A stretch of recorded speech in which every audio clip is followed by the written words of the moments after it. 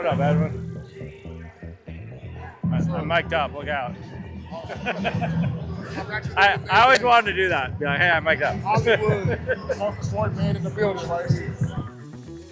Hi, my name is John Boyle, senior reporter for Seahawks.com. Welcome to A Day in My Life, presented by New Era. Just down in the pro shop, perusing some hats for game day, being really indecisive. There's a lot of good ones. I think this is the one.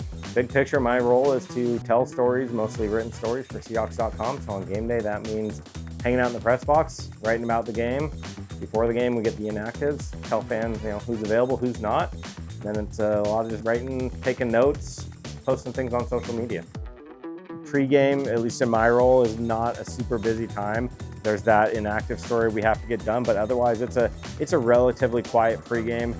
All right, so we got inactive list coming out here. We put that out 90 minutes before kickoff. Each team has to declare players inactive. You're only allowed to dress, I believe it's 45 of your 53. So a lot of times these inactives tell us who's healthy and who's not, but the roster's so healthy, there's no injury mysteries today, which is a good problem to have. Once I send the story, it gets sent. My good friend Colin here is the one loading the story and publishing it for us.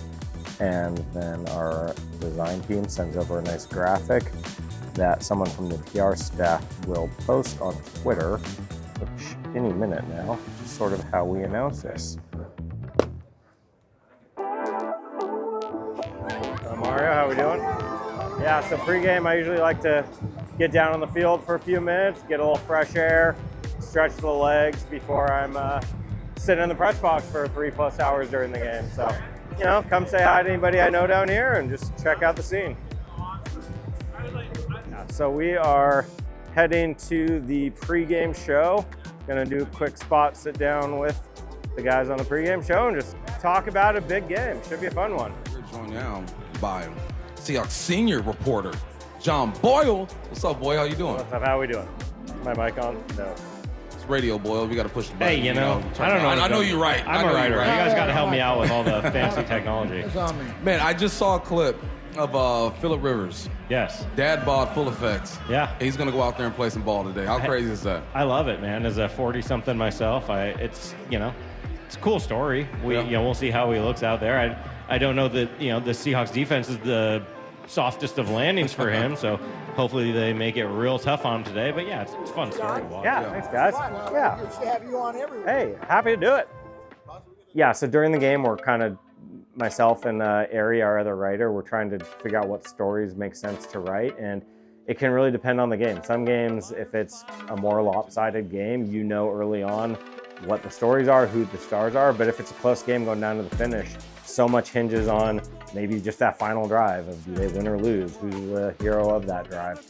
Gonna be intercepted. It is picked off by Kobe Bryant, and the Seahawks are gonna go to 11-3. The toughest part of the job has got to just be the deadline crunch of we have a story that we want to put out. We call it rapid reactions. We want to get that up as soon as we can right after the game. Some games that can be easy. If we're winning 26-0 against the Vikings and shutting them out, the story is, wow, amazing defensive performance, and you can start writing that in the third, fourth quarter. If it's a game that comes right down to the wire, I might just scrap 80% of what I wrote, and I'm scrambling to get a very quick story turned around as the game ends. Like I said, we get to the final whistle, and we got that story probably within about 5 minutes of the game ending. I want to send that first story in because I need to get down to the locker room, get down to the press conferences, and start doing those interviews so we can get all the material we need for the game. All right, we made it. You mentioned earlier, wins come in all shapes and sizes. You've had a lot of wins this year by pretty big margins. Is this good for the guys to have a game where we're asking questions of Mike McDonald and of different players, just what they, their thoughts on the game, who stood out, things like that, and that kind of gives us the material we'll then use when we go back up to the press box and write. Despite what you said there about needing to step it up, does it show you something though that twice you guys need to go down and score late in the game and you were able to do so both times? Yeah, it's great, to be able to get in those situations where you got to have a 2-minute drive or a late drive to put it. After the games when a lot of our content comes out. So a lot of us are here, for a 1 o'clock game, we might be here till 8:30 p.m.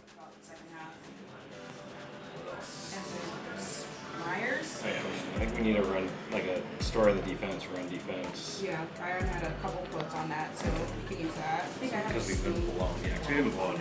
Like a lot of it. So I'll do that. So. Okay. All right, and then we'll see what else we have. Be right. Yo, sounds good. All right. Cool. Thanks. Let's go right. Woo! All right, time to go start writing, get these stories out for tonight. Thanks everyone for watching The Day in My Life, presented by New Era.